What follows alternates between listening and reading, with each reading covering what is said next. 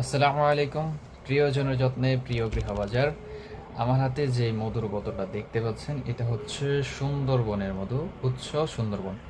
সুন্দরবনের মধু যেটা প্রাকৃতিক চাকের মধু, ওইটার একটা বৈশিষ্ট্য হচ্ছে মধুর উপরে একটা গাদ জমে। দীর্ঘদিন যদি মধুটা নাড়াচাড়া না খায়, এক জায়গায় বসে থাকে, অর্থাৎ আপনি প্রতিদিন খাচ্ছেন না, দীর্ঘদিন রেখে দিয়েছেন বা মধুটা নিয়ে আপনি খান নাই, সেক্ষেত্রে এই যে উপর দিকে একটা গাদ জমবে, গাদ দেখ, একটা পোলেন জমেছে, এটাকে বাংলায় গাদ বলে আর কি। তো সুন্দরবনের মধ্যে এই গাদটা জমবে, এটা প্রাকৃতিক বৈশিষ্ট্য, এটা এমনই হয়।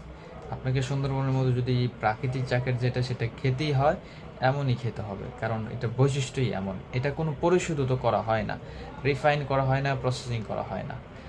চাকের যে মধুটা পাওয়া যায় ওইটাই শুধু ছাকা হয়, ছাঁকনি দিয়ে ছেঁকে তারপর আপনাদের দেওয়া হয়। মায়ের ভালোবাসা কোনো দিন পরিশোধিত হয় শুনেছেন?